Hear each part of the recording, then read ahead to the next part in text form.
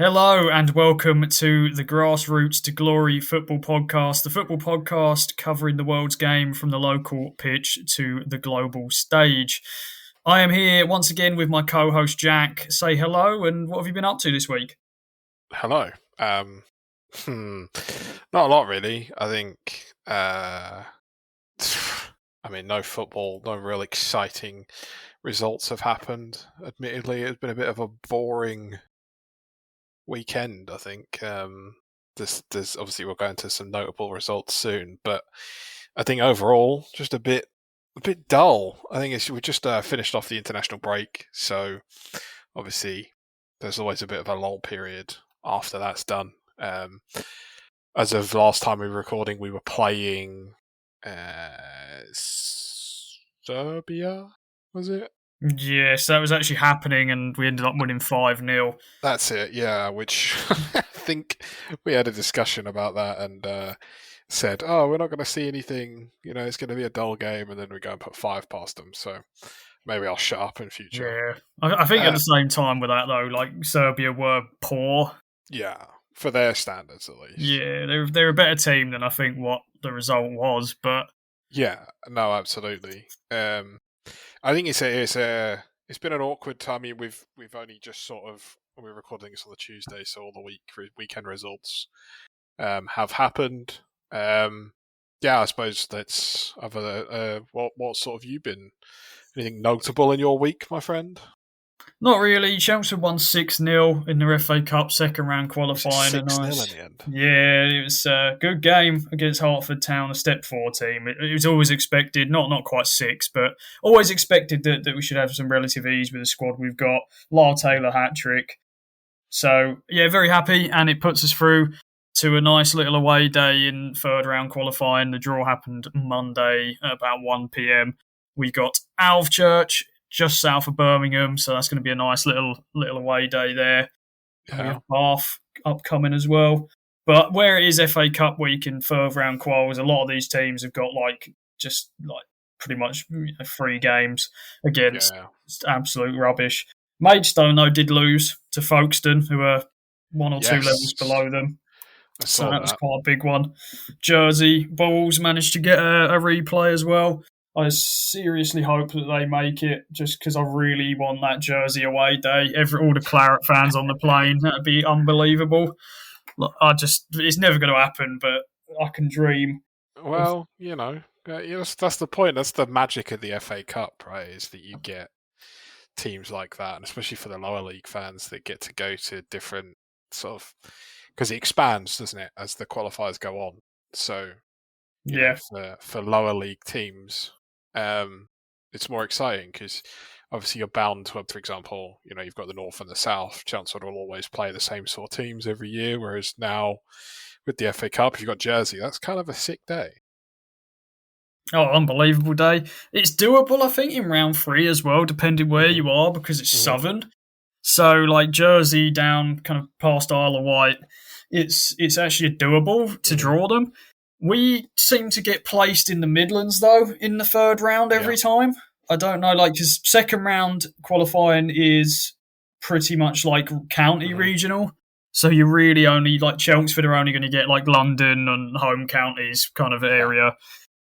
Whereas round 3, for the past 3 or so years, we've been put in the Midlands draw. I don't know if that's just because there's not enough teams and we're the furthest north left. I don't know, but that's just where we've been placed, and we got Alvechurch. Happy with that. We've got Bath as well. 2 nice away days coming up, so we're back. The game's back, and I can't wait. Malden beat Stanway Rovers 2-0, which was nice, and I think they got Waltham Abbey in the next round. So Waltham Abbey away. Yeah, I mean, I do feel like it's not something we'll go too deep into, but I feel like the lower qualifier rounds of the FA Cup are more exciting rather than the big boys. It's a bit more, it just feels a bit better. I feel like when you have the bigger boys, you kind of know who's going to win. I mean, obviously, other than the Grimsby upset, which it does happen, but a lot of the time it's your Cities, your Arsenals, your Liverpools that inevitably end up just progressing further and further. So I do love an underdog, and watching the qualifiers, it's you start to think, because I think the fourth qualifying round is where National League teams enter, so that'll Yeah. be that'll be exciting. So that's what you want to avoid. You want to avoid a National League team so you can get into round one, so you could potentially get a big away day with an EFL team. Yeah. Because you're likely going to lose either way. You want the kind of big one. What was it? Was it not last year? It might have been the year before. Tottenham. Who did they play? That's it. Tamworth. And they almost won that game, and that was huge. Like, even, I don't want to bring it all back to money, but even revenue based, that's huge for like a National League lower team to have that revenue base. It's crazy, and for their fans to get to see, Spurs, and they had the potential to go to the Tottenham Stadium or whether it's London Stadium. That's sick. Yeah. But it's just a shame that replays got scrapped and they never got that opportunity despite getting 0-0 in 90. That would have been enormous, but that's a whole nother kind of concept that I can moan about for 3 days. But that not really much other than that. I didn't really watch much of the top level. It was that boring. I ended up watching things like the Singaporean Pro League that I found on YouTube. It just came up in my recommended. Do you want to watch? Because I started watching a few like Bundesliga games because some are being shown on YouTube this season, and then Bundesliga 2 games. And then randomly just started getting recommended like Japanese Pro League and Singaporean League. And I just started watching a few games. Quality is dreadful, but it is funny, quite fun. Isn't it? Like, that's the kind of thing you want, right? Like, bit of something different. I think you're exactly. Right. The Prem was boring this weekend. So notably, Arsenal won at home to Nottingham Forest. You know what? I don't know what's happened to Forest. I don't understand how you can go from being a force of nature last season to just absolute crap. They are. I think there's a bit of adjustment period. Obviously, Ange come in, and obviously nothing's going to change immediately in play style. They played very much the same as they did under Nuno.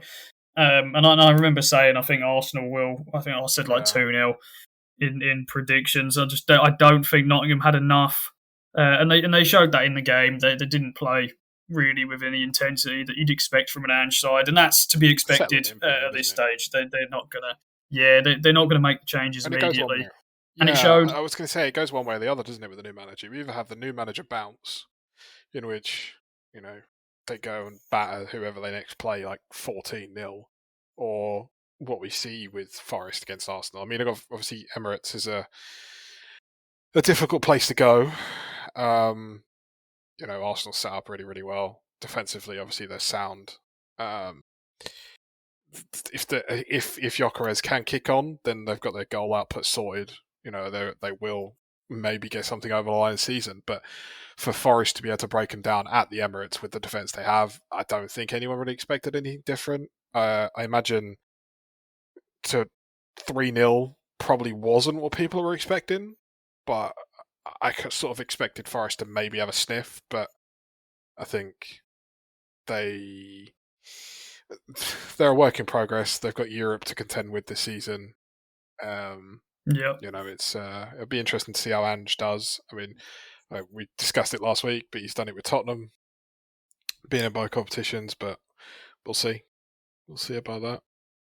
Yeah. So that was probably one of the notable ones. Bournemouth 2, Brighton 1. Not really much going on there. Pretty standard. Both teams relatively kind of even throughout the board. Not too much. And then there's a bunch of 0-0s. Palace, Sunderland, Everton, Villa 0-0s. And then just some 1-0s. Fulham beat Leeds 1-0. I think they just looked okay. Leeds, I think, a bit of an unfair result for them. I think they played all right, but own goal in the end, last second, is what it is. Absolutely. Obviously, Newcastle went up 1-0 to Wolves. I could never pronounce his name, and I'm not even going to attempt to, but their new striker. He got off the mark at St James's Park, which is, I think they love him already, I think, Yeah, he is. He is good, and I did have to look up a German saying his name to see how to pronounce it properly. So yeah, Voltemada, good game Yeah, from him. Not only is he obviously look a threat and looks clinical, but his passing game is yes, also good, and that was something notable to me. He has some really nice he passing, good accurate he looked passes. good, and I think he might be the answer to what Newcastle are looking for since they lost Isak. It was a bit of a struggle. You know, they lost their goal output. I mean, their first couple of games they were sort of 0-0. I think when they played, I think it was Liverpool. It might not be. Was it Liverpool? They were really really good. They just didn't have a goal scorer. They were playing Anthony Gordon up front. So we'll see. We'll see. I don't. Yeah, yeah, they lost to Liverpool three Yeah, two I think they. I with think they would have won Ken that as game well. with a striker. Yeah, yeah, Um, possibly they were but good. we'll see. It's a bit like Gyökeres Arsenal. No one knows yet. You can't judge it off of 2 games, 3 games. It's not fair. I mean, people will because you know what fans are like. Um, Well, yeah, yeah, ahead of themselves. that's just there's no patience within Absolutely not. football these No, days. exactly. West Ham Oh, nil, Tottenham 3, 10 men. West Ham. It kind of fell apart a little bit. They didn't look very good Potter's at got to go, all. right? That's kind of story. I think he will be the next Got to to. go. Yeah, he just it doesn't. I don't think he has the team. One week, I mean, they beat someone 3-0 and then lose 3-0. It It's doesn't make just sense. yeah, it's too Yeah, inconsistent. I mean, you have that result anywhere else and you're gone. So No, especially with like West Ham generally are quite good against their Mhm. London rivals. They tend to like proper fight, but this season they've already lost 5-1 to yeah, Chelsea and now 3-0 to yeah, Tottenham. They've still got, Arsenal and that to come. yeah. It's not looking great. So, No, no. And then Brentford Chelsea 2-2. I'll get onto that more once we've gone through yeah, the others. As we've got some bits with yes. Chelsea to talk about. And then Sunday, Burnley Liverpool 0-0. Burnley Very unlucky. unlucky. Very unlucky. Just a man sent It, off. It is what it is. Late it was a goal again. penalty, and I think what because Yeah. I watched most of the game, and Liverpool had I think it was like 80 something possession at one point, and Burnley just dug deep, and I really Oh god, yeah, yeah. I really thought they were going to get a result, and I think they should feel a little hard done by. It was oddly enough, it was the next Man United player, it was Hannibal that gave away the penalty. It was Yeah. stupid. I think the way he tried to turn away with his arms flailing around, he shouldn't expect anything else other than the penalty. But yeah, even when they went down to 10 men, I thought they were good. I think they even looked like they were going to score at one point.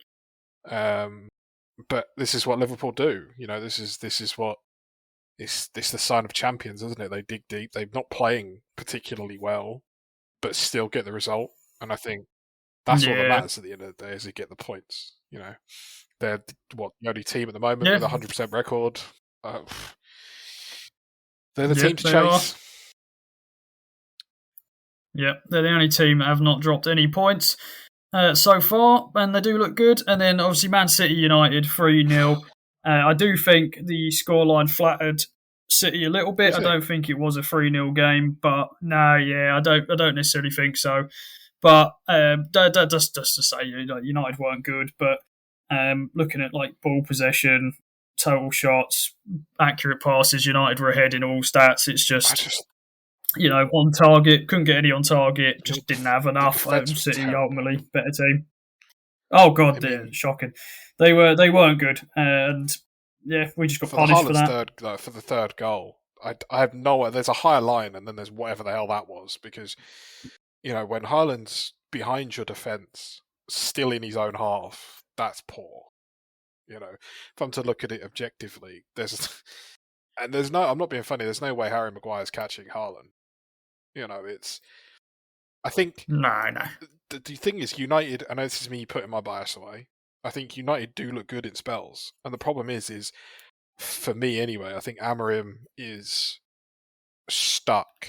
In this 3-4-3 system that he refuses to change, and it's punishing. And I just think your front three, theoretically, when everyone's fit, you've got Cunha, Sesko, and Buemo. Brilliant, right? And I think once Sesko gets up and running, I think it's a good front three with Bruno Fernandes. Thing is, he's being played out of position, and for whatever reason, Amorim doesn't want to play Mainu. Instead, decides to go for Ugarte, which I don't think is quite up to scratch.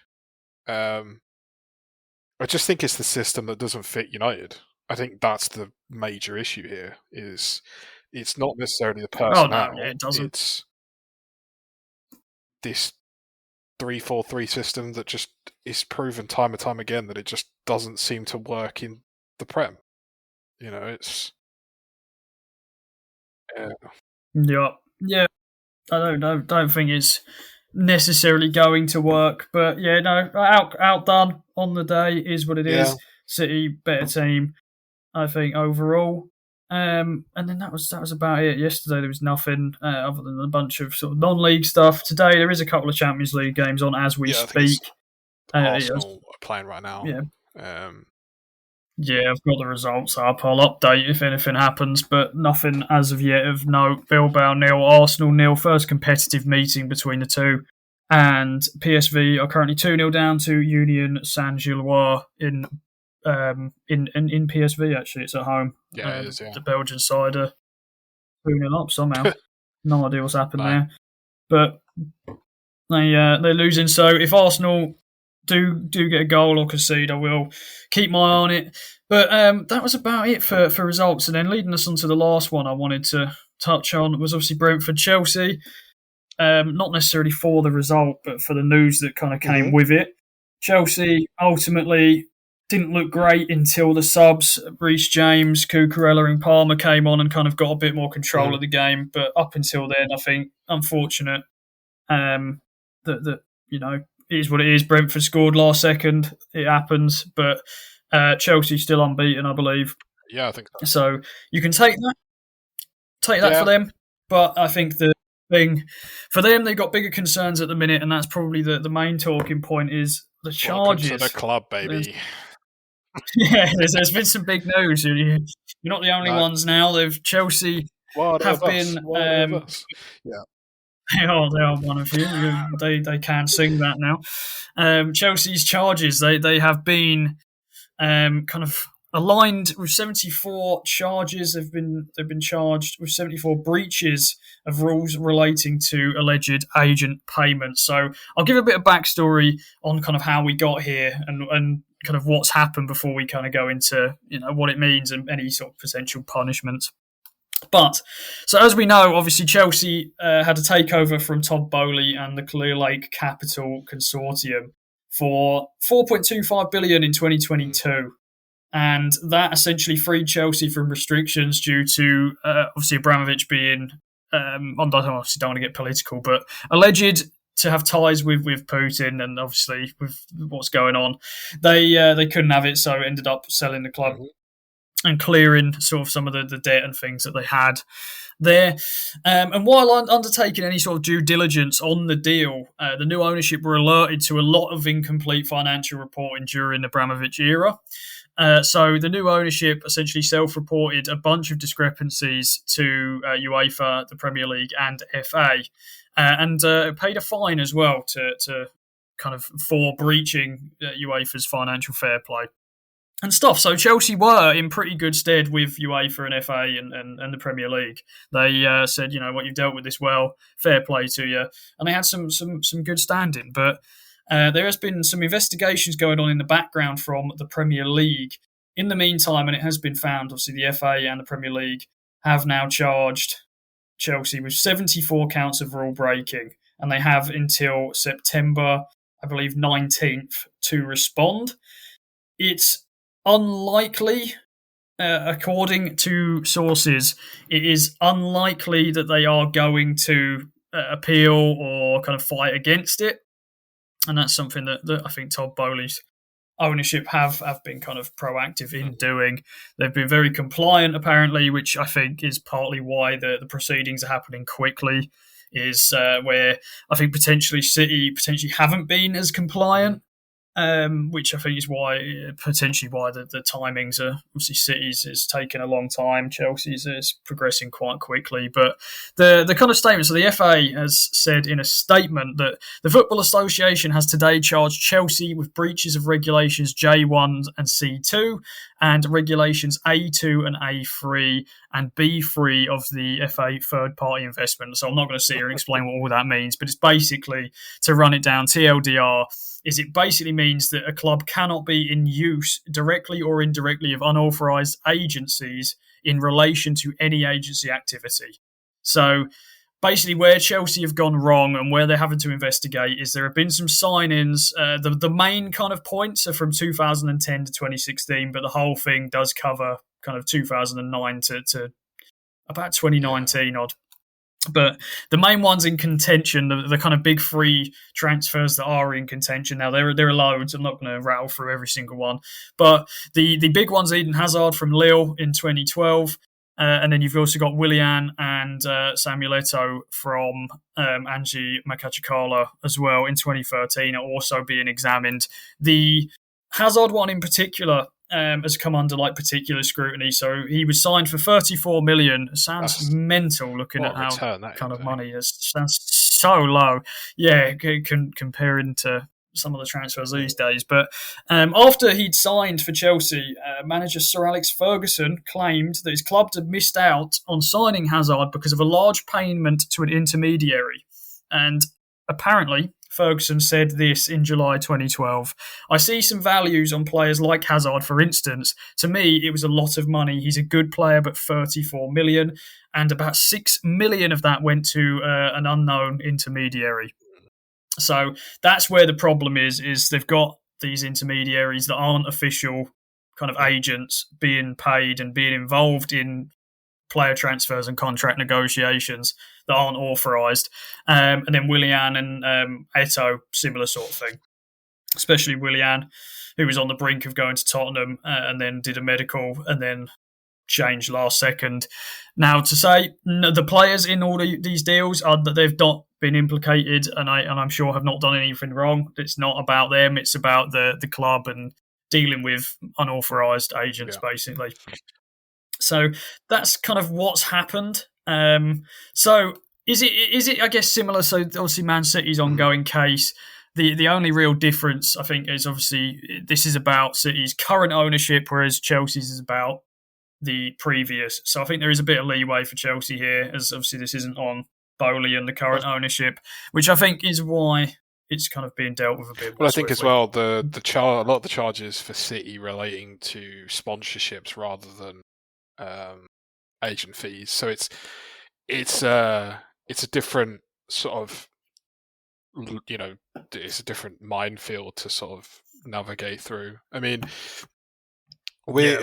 thing is, people all have their comments about charges, and I think it's difficult to make a judgment and opinion because none of us are lawyers and none of us are numbers guys and none of us are this, and you can only go off what information is being said. I mean, that being said, obviously Chelsea aren't fighting it, which means that really it probably happened. You know, they're gonna, you know, they got a transfer ban, didn't they, for, I can't remember what season that was, for breaches of rules. It was Lampard season. So, you know, it's not the first time. Obviously, it's a larger scale, but it's not the first time that they've been sort of hit with breaches. I think there's an element of not unfairity, but because it's the previous era and the previous ownership, the new ownership shouldn't necessarily suffer for it. That being said, if what Ferguson said is true, there's an element of, would it have changed United's trajectory if they had assigned Hazard? You know, this is the problem I have with these charges and charges in general, is I do believe that punishment is just, but how far back do you go?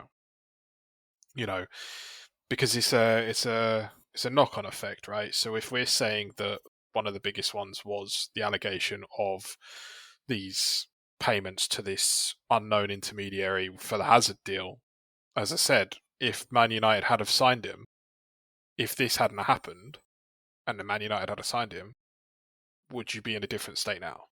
Do you see what I'm trying to say? I think in that instance probably It's not, but hard, it's isn't it? obviously. Because people are, I know more sort of about the City deal rather than the Chelsea one. But just as a point of reference, I would always say that the charges are obviously unfair. If other clubs are affected because there's been wrongdoing, it's unfair on the clubs. But how far can you go to rectify that? What's done is done. How do you sort of deal with the punishment? So, for example, for the Chelseas, it looks like they're not really going to receive much punishment other than a fine, which, if that's true, we had Everton and Nottingham Forest last season.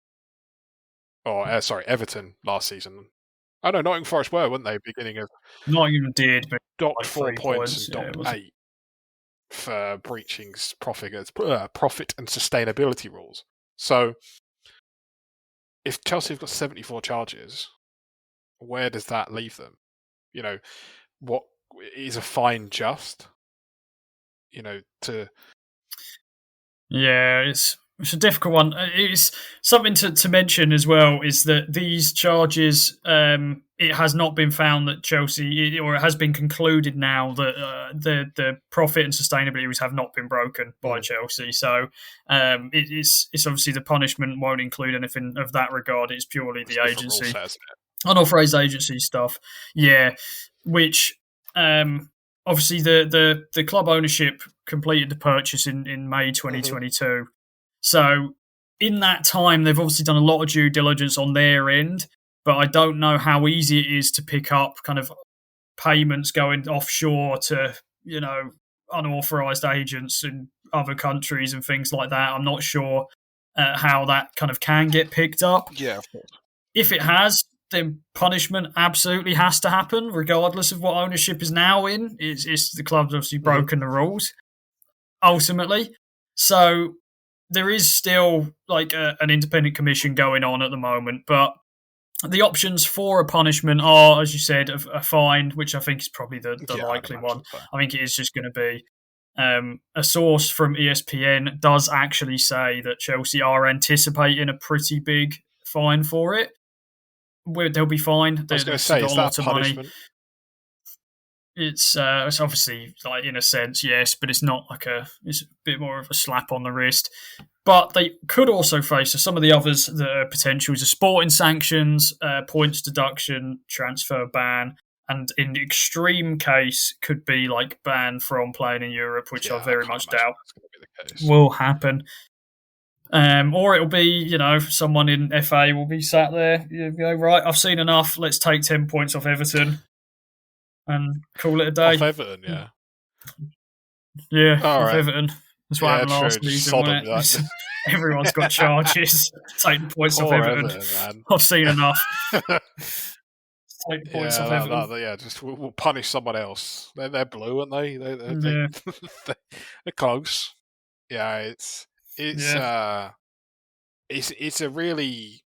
I think the thing is, in these cases, I feel sorry for the fans because it's not the fans' fault that your hierarchy has decided to, well, in essence, break the rules. Right? It's not. It's a shame when it comes to like being a fan of one of these clubs. And I'm not even trying to deflect here and go, oh well, you feel sorry for me because I support City, blah blah blah. But like. It's the match-going fans that now will get tainted with that. Oh, well, your club's got 74 charges, so therefore it means everything you've ever done is negated. But it's not the fans' fault. Yeah, of course. Did you know what I mean? Yes. No, that's just. Unfortunately, I think that's just comes with the territory of competitive sports. You're gonna get it, but ultimately, I'm not sure necessarily something like this. I think something like Everton's was a much bigger hit when they kind of got not quite unjustly, but let's be honest, the punishment for one case was very harsh. It was very harsh when you've got other clubs that have got crazy charges, not just you, but there are other clubs doing a lot Of worse course. and not obviously having anything. I mean, obviously, happening. the difference with the City thing is 115 as opposed to 1. So, Yeah, of but the course. So point still it's obviously stands. it's one of Is them. that Yeah, if we get a slap on the wrist, what does that say? yeah. It's all right. You'll get a slap on the wrist. Chelsea will get money, and then Everton will have 10 points taken Now away. we'll just relegate Everton to League Two because Yeah, it's your fault. I've Yeah, seen that's enough. it. Take the See you points later, off Everton. lads. Enjoy. Yeah, But yeah, that's really so. At the moment, we're waiting investigation. I don't think it'll be a huge punishment though. And Chelsea have shown apparently great transparency through the investigation and are fully cooperating. So I think that'll probably go in their favour as well. Yeah, no, definitely. Yeah. So yeah, fair enough. So that's kind of the big news, and we'll obviously update as the weeks go on with anything that does happen with that. At the moment, it's early stages, so it might take a little bit of time to get through all of the proceedings. So that's sort of the big news. There is some other news that has come in that we do want to talk about. Another one that I'm quite happy about: international breaks are changing from next season. Finally, so obviously the current calendar we've just had one. It's basically there's a break in September, October, and November. Pointless. And it basically means the Premier League schedule gets really kind of fluctuated across, and any momentum kind of gets killed off. So what they've done, they've kind of acknowledged some of the concerns that clubs have had. And I will say this is kind of in response to clubs, not fans. So as fans, obviously for us, it's boring. No one wants to. You get all the momentum from the first couple of game weeks, and then it dies, and then it just fluctuates. So this is more aimed at kind of fixing problems clubs had with it, but I'll get into that. So basically, the September break and the kind of October break are getting more combined. So rather than it being, 2-week break, a few games, 2-week break, it's going to be kind of one bigger break from the weekend of the 19th and 20th of September to the 10th and 11th of October, which means we will then get about 5 or 6 game weeks before we actually have an international break for the first time, which is great. You can get a bit more momentum going in. You might even get a round of Europe as well in there. Before we do go on break, and then when you come back, you've got a couple of weeks, and then you still have the November break, but then that's it for a while. There's no kind of stop start, and teams can build a little bit more momentum. The matches that they play will stay the same. It's still going to be 6 games, whether that be qualifiers or Nations League for Europe. So nothing's actually changing with that. It's just going to be happening within a block rather than kind of stagnated throughout, which I think is very good. And apparently it's done. It's been done for specific reasons for like players traveling, especially if you're, let's say you play in the US, but you're a European. It stops you having to travel cross-continent, for example. So travel considerations is like a big factor. Player welfare featured in the discussions as well. That took place with kind of all of FIFA's confederations prior to this being fully approved. But it's pretty much just travel considerations. Reduction in breaks obviously means it's going to reduce the number of journeys players. So the one that they used is there are a fair enough amount of African and South American players that play in Europe and would have to go cross continent to play. So that's essentially why they've done it. But as fans, this is a big thing for us as well. A bit more momentum going into kind of club football, which we've all been kind of asking for a long time. What are your thoughts? I hate international breaks. But not World Cups, not Euros, obviously. Nations League is the most pointless thing. It's just a glorified friendly tournament. I don't know why we do it. I think, as you said, it breaks up momentum. And the problem is obviously this is an argument that people have. Oh, these players get paid ridiculous amounts of money. Boo-hoo, they've got to play an extra couple of games. The problem is look at the amount of injuries we get when it comes to European tournaments. Obviously, these European tournaments need to be played, but players need a rest. We had World Cup when 2 years ago? Was it really 2 years ago now? In the winter, wasn't it? It was the Qatar one. 3 years ago. Yeah, so that was like slap bang in the middle of a season. Yeah, 22. It's ridiculous. You know, Yeah. go on. So, you know what? I know this is going to be controversial, but I actually think that was one of the better World Cups we've had because it was in the winter. I think players were fresher. Yeah, By the time you get to a normal one, yeah, of players are course, the knackered. game quality Players were was. fresher. Quality Yeah, was yeah, higher. yeah. No, I agree with that. If in terms of entertainment value, I really it was good. Like you say, the games were better, but the problem is then you go back into the season and everyone's knackered. So the quality of the season for the Yeah, next few months is just silly. You know, the one thing I mean, so just as an example, I was just sort of brainstorming. The next World Cup is more teams this year, isn't it? So this time is yeah, yeah, 46, I something like believe. that. And I was going to say that, especially for the Prem, obviously a lot of the lower teams in the sort of lower brackets of the league, their players aren't international players, so they've got a chance to climb up the league. But because there's now 46 teams, you've got so many more countries. It's good for the lower leagues as well because you're going to probably start seeing like I think Uzbekistan have qualified. There's probably some random Uzbeki striker that plays in like League Two that's going to do international. So for that, Well, yeah, you've got a pretty good yeah, I Uzbeki know, player, I know, yeah, Kusinov. young, but do you know, just So, he's bloody yeah, brilliant. he'll be there. Yeah, just there's no real great time to do it, really, is there? There's no you either do it in the middle of a season or right at the end, and if you do it right at the end, Yeah. everyone's knackered, and then they go straight into the next season. You do it in the middle, as you say, Yeah, well, the season obviously still gets pushed if it's in the middle. So it's like either way, it's yeah, late. It's going to be a late yeah, finish. But I just think the spectacle of a World Cup once every 4 years, I'd rather see it in the middle and yeah, have a really good quality World Cup when the season's something we see yeah. every year. And I think It's, these stupid like international tournaments that we just do randomly, or the international friendlies, just bin them off. There's no point. I don't, you know, we don't need three no, international breaks just for two friendlies no, apiece. We really don't need. I don't want to watch England versus like Cameroon I don't and care. stuff like that. You know, Yeah, no. it's no wonder injuries skyrocket and nobody really. Well, I say nobody. Obviously, there's international fans that love it, but I think the general consensus is that specifically like Nations League and friendlies, no one likes them, so why do them? But Yeah, with the breaks, with exactly. the changes, I mean, we'll see. We'll see. I think. Well, I do understand Nations League a bit because that is designed to for lower teams to have a chance to kind of qualify for Sure. stuff.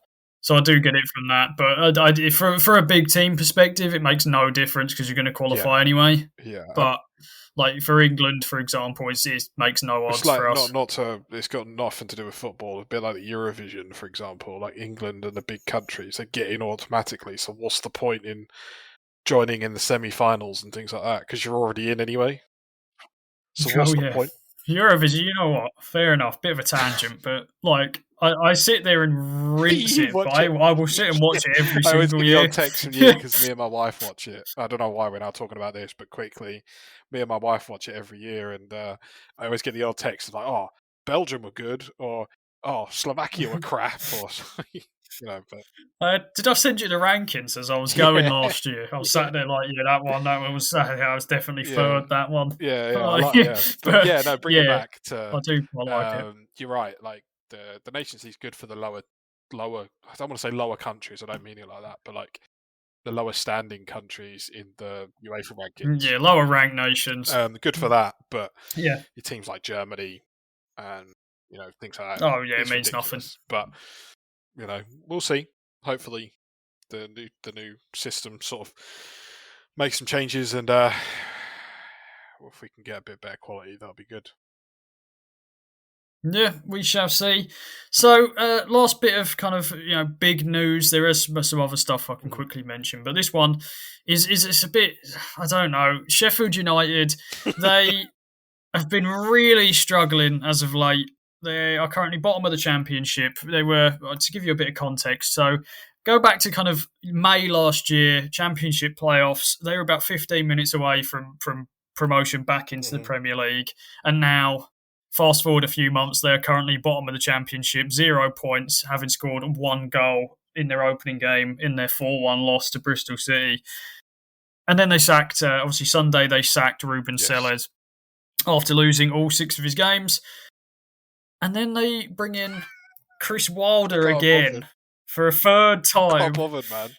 Like, what is wrong with? I don't. Do you know what? I don't know if it's a worse reflection on the club or worse reflection on him. You know, it's like your ex. You know, you still love her and you keep going back. You just can't keep. Like, yeah. If that was me, I wouldn't want anything to do with them because they've got rid of him twice. Not once, twice. Yeah. And now they've rehired him again. It's like, yeah, it's just like, well, to be fair, they got new owners very recently. Yeah. So December 24, they got new US cohort ownership. So they've kind of just, what they've done is, it's been absolute carnage for the last 3 months at United. They have lost so many players, and they, for the longest time in this transfer window, they didn't actually bring anyone in other than a couple of loanees. So they pretty much went on a mass panic at the end of the transfer window. And this is what I want to talk about quickly, because it's like, I don't understand what's happened. So forget obviously Wilder coming in for a second.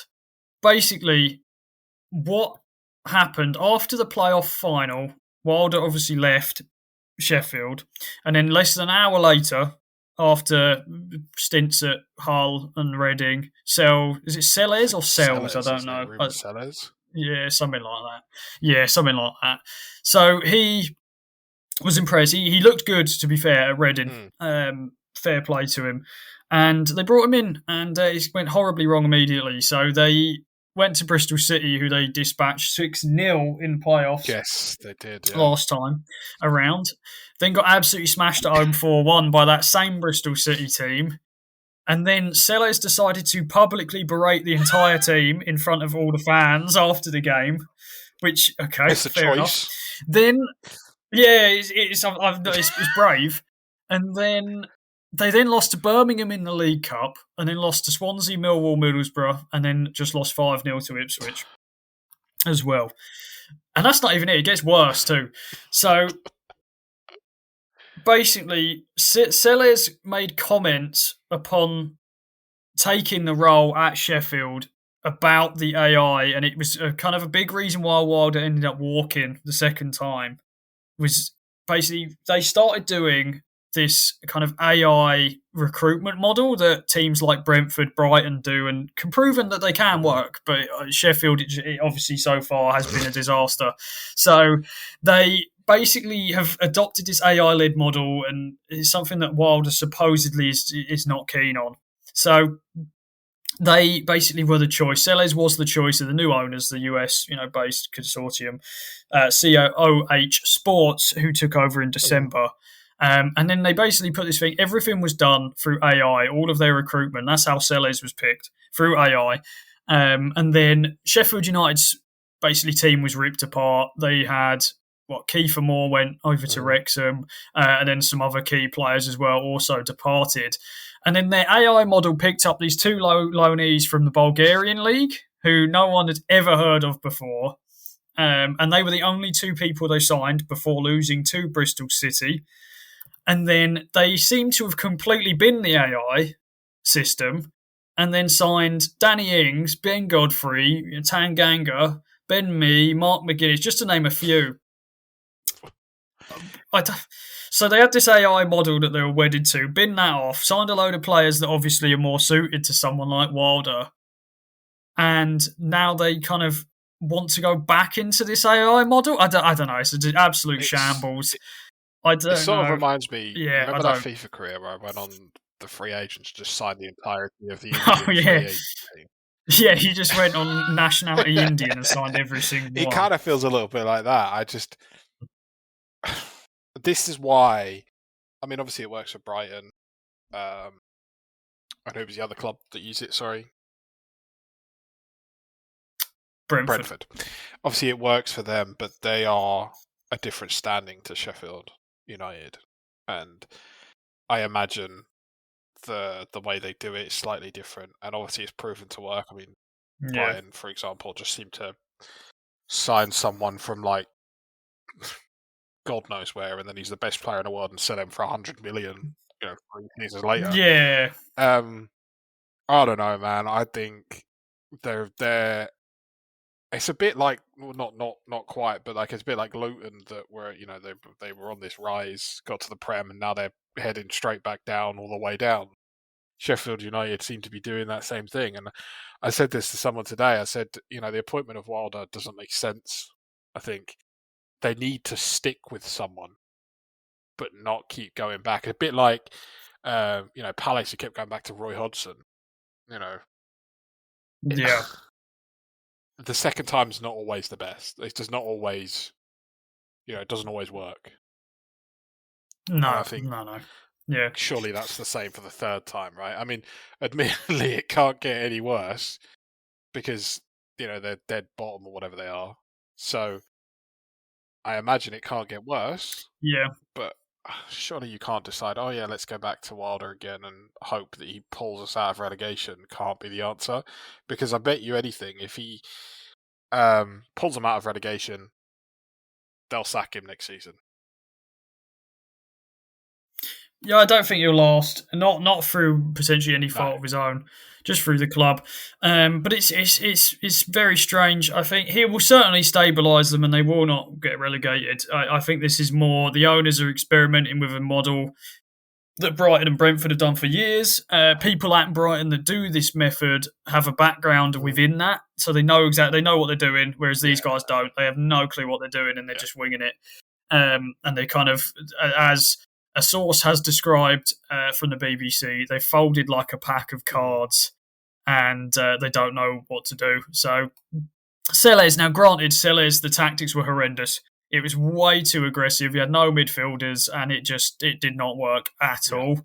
So I understand from a footballing standpoint why, but ultimately, I think the back methods aren't working either. Up top, this AI thing is just they need time, and they'll certainly get that with Wilder. They will get stability. They will come out of relegation. I'm sure they're not going to stay there, but time will tell. With that, really. Speaking of the Championship, something I wanted to quickly mention: the playoffs look to be changing. Yes, I saw this. There's potential for it. They're not 100% sure yet. It's something that has been kind of proposed. And they're looking at changing the teams from 6 to 8, or 6th to 8th go into the playoffs. So they're looking at putting 6 teams in the playoffs instead of 4. No, not for me. I don't like the move. What it basically tells me, we already have a problem in the Premier League with teams bouncing up and down. So you're telling me that a team in 8th could get promoted to the Premier League?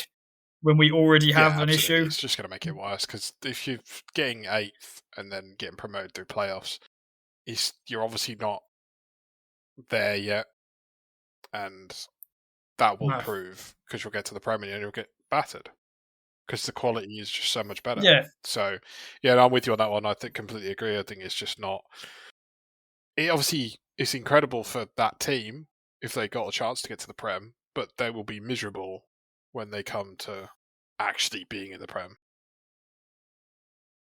Yeah. Just like if you're 8th, you're not good enough. And like just because of playoffs, and it's instead of focusing on that a system that does need work, yes, because we do have a big issue with teams dropping up and down constantly. Massively. But that's a money issue rather than like a league issue. That's something that needs sorting pretty much top to bottom. Instead of that, can we fix the National League and down, please? Rather than this 2 up, can we have 3 up? Yeah, the 3 up campaign went awful quiet. I agree. I think because it's only 1, isn't it? Or like the lower you go, it's 1. So 1 wins the league, and then playoffs. 1 wins playoffs. No, I think switch it up. I think it should be consistent throughout the entire league. I think 3 and 3 works, and it would give teams lower down more of a chance to climb the ladder.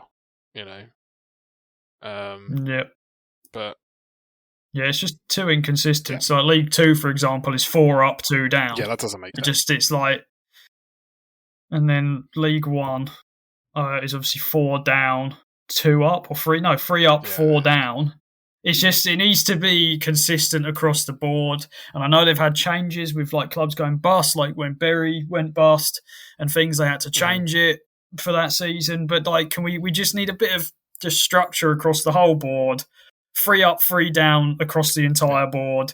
I know it does change when you get into regionals. I know, so like National League South down, you are going to have to start doing like 4 up, 4 yeah, of down, course. just because you're dealing with North Yeah, and South.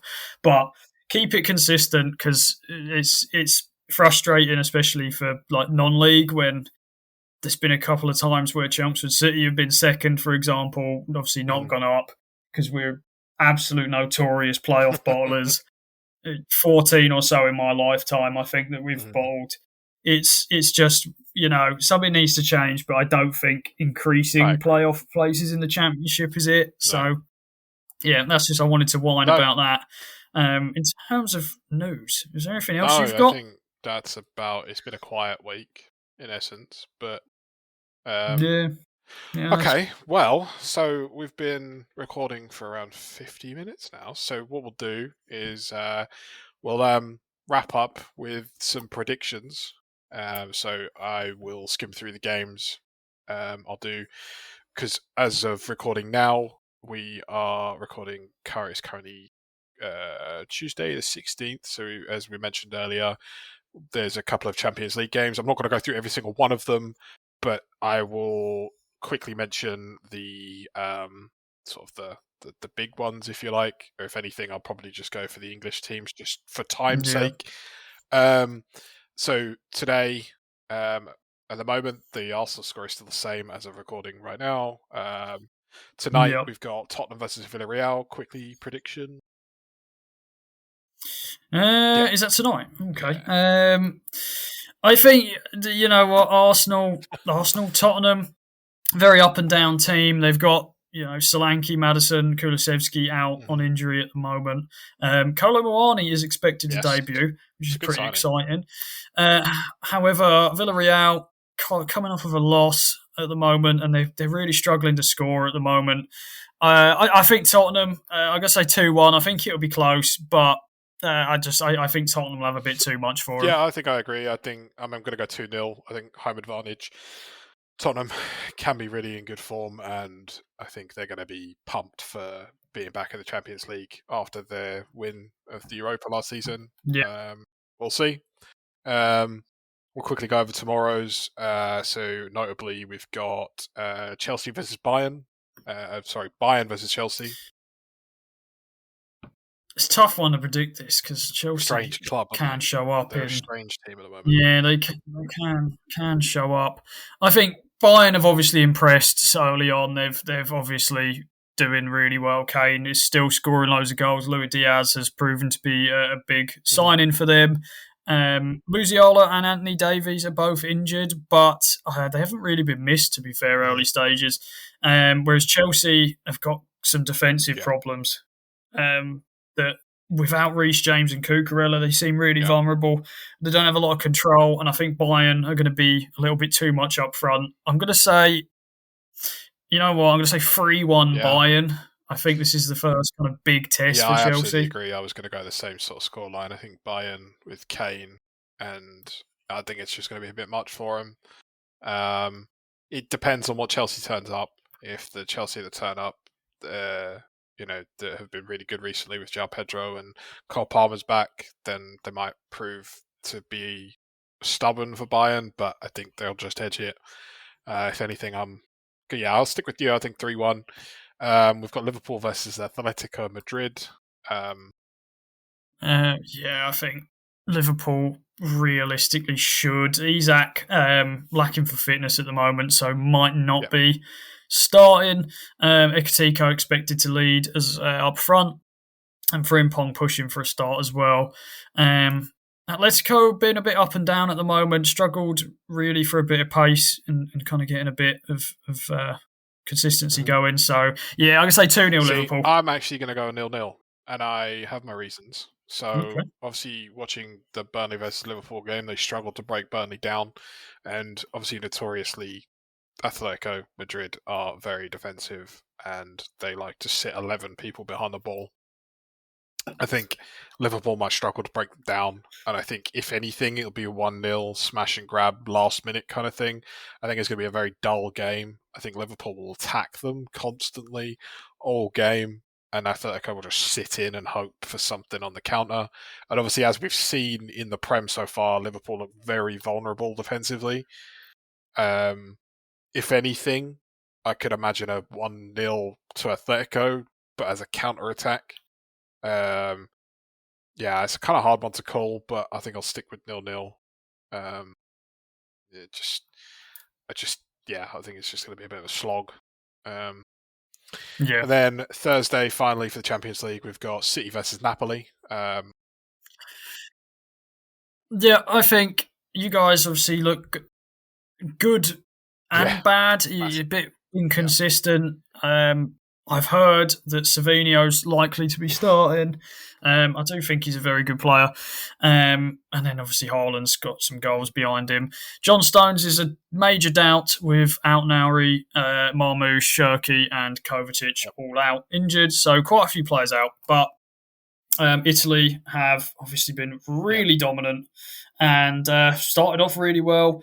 However, Lukaku is injured. I think ultimately it's not going to be a walk in the park. They're a really solid side, but I do think you just have that bit too much quality. So I'll say 2-1 to you. I think I've got to back my boys, but I can see it being a 2-1, but I could also equally see it being a 2-1 the other way around. I think we're very, very vulnerable defensively. We've not looked great in that aspect of the game. I think Napoli have looked very, very good. I mean, De Bruyne, I think he's got 5 goals already. Even Rasmus Højlund's on the score sheet.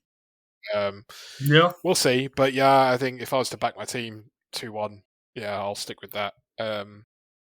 Last Champions League is Newcastle versus Barcelona, which will be a pretty good game, I think. Yeah, I actually will be tuning in for that one. So Newcastle obviously need to make an impact. They're playing well in games, but just can't quite get them over the line a lot of the time. But they've got obviously Voltemada making his kind of Champions League start for Newcastle, very likely. Weiser injured, won't be there. Anthony Gordon, I believe, is back from his ban as well. And then Barcelona have obviously been flying. They absolutely barreled Valencia 6-0 the other day without Lamine Yamal. Yes, he's injured. Not likely that he'll be there either. So we don't know. Rafinha and Lewandowski, though, will be likely back in. You know what? I think Newcastle are going to be so up for it. I'm actually going to say 2-2. It's St James's Park too, so yeah, I think they're going to be so up for it. The fans are going to be so loud. Yeah. One of the best, one of the best atmospheres of a ground I've ever been to with St James's. The fans are so unbelievable. Yeah. Barcelona, I think, might get rattled a little bit by it. So I think draw. I think Newcastle will get something. I'm going to back the Geordie boys. We're going to go 2-0, I think. Yeah, 2-0, I think for every point you've just said, I think the fans are going to be up for it. They look good. And now they've got a striker. If he can, obviously it's only one game, but they've got that big 6'6" bloke to feed balls into the box. And, Alanga he's electric. I think even Harvey Barnes, when he comes off the bench, Anthony Gordon will be back. I think they look good. If they can control that midfield battle, I'm going to say at St James's Park, 2-0. And then, that's brave. You know me. Maybe I'll be right. Who knows? Maybe. Very, very then possible. For the sake of speaking of, one of my friends is at Tottenham right now for their Villarreal game. Ready? Yeah, just thought I'd interject with that. I'll tell you what. For the sake of time, we'll quickly rattle through the Prem game. Won't give detailed reasoning. We'll just give so obviously scores. Saturday we've got the Merseyside derby and it's at Anfield. 1-0 Liverpool. I'm going to go 1-1. I think both teams will be up for it. Brighton and Tottenham. That could be anything. Yeah, 2-2. I'll go 2-1 Tottenham. Burnley Forest, again, bit of a stinker. I God. think Yeah. 1-0 Forest. 0-0. Yeah, I think that's fair. I'll say 0-0. 0-0. West Ham Palace. Oh, Yeah, 0-0. I wouldn't be surprised. Yeah, it's a bit Yes. dead, isn't it? Or Palace will win, one Yeah. of the two. I'll say 1-0 Palace just to change Yeah, it up a bit. I'll stick with a 0-0. Wolves Leeds. Oh my god. Yeah, 0-0. yeah. I think, I'm going to stick with 0-0. Yeah, no, genuinely. I agree. Yeah. Sort of a bigger game. Man United versus Chelsea. Obviously, Oh, you haven't 0-0. lost to Chelsea. I think since 2013 at home. Is it something like that? Been a long time. Might even be Yeah, later than genuinely 0-0. that. Yeah. Yeah. No, do you know what? I don't like Man United, obviously, but let's go 1-0. And Sesko is going to get his first goal. Fulham Brentford again. Oh Who my cares? god, 0-0. No, I was going to say 1-0 I'm going to Fulham for 1-0 that one. Brentford. And But then finally on, this it's a bit is stinky, isn't it? it's the biggest 0-0 like week Yeah. game It's week I've ever seen worse. in my life. Bournemouth Newcastle. I think that was 0-0 last season. If I'm Um, right. you know what? I'm gonna say 2-1 Bournemouth. Oh, I think coming off of a big Champions League they're game going to to struggle. Barcelona, I think, Yeah. yeah, Yeah, I can back that. Sunderland Villa. 0-0. Yeah, both teams have looked a bit shaky. I mean, it's understandable from Sunderland, but Villa Yeah, just haven't looked though. yeah, Villa look Um, terrible. and then the 4:30 kickoff, Arsenal versus City. 0-0. No. Yeah, You know what? Genuinely, I think Arsenal are going to win. I think Arsenal look a I stronger think team. I'm going to say, 1-0 Arsenal, and I think they'll grind the result and then kill the game off. I want to be positive, but I do feel like it's going to be. I'm going to go draw. I think it'll be 2-2. I think their score because we're terrible defensively, but attacking we seem to be a lot better recently. So yeah, I'll go 2-2. Yeah, then there's no Monday games. Yeah. So unless you want to talk about Millwall Watford, but I don't. 0-0. Let's just go all down that every league and go 0-0, 0-0, 0-0. Yeah, every single result is going to be 0-0. But yeah, I think so. Just a couple of things quickly in terms of podcast next week. So we'll actually be recording slightly early, so there might not be. We'll probably be recording before the game on Sunday. So, but I am. You might be, but I'm not. I ain't turning up. Yeah, I'll just do a solo pod. Just do it on your Because own. I am actually going on my honeymoon. So I will be away, but we want to try and stay because we've only been going a little while. Let's stay consistent as possible. So episode will still be out next Thursday. Same with the clips. Make sure you check them out. The response has been positive on those so far. We switched them up a little bit. Yeah. New graphics look very good, and yeah, on YouTube and TikTok they've been doing well. Keep it a bit more engaging. Yeah, I think other than that, there's nothing else from yourself. I think from me, it would. Yeah, I think. No, all good. I think from my end. Well, thank you very much for listening. Make sure you check us out on all socials as standard. They're linked in the bottom of the Spotify description. And make sure, like you say, watch the clips for what we deem the best bits. I mean, nothing of this is the best, but hey ho. Yeah, some of it's worth listening to. But yeah, that's enough from me. I will sign off. Amazing. Thanks for listening, guys. Goodbye. Nice one. Take care. Bye bye.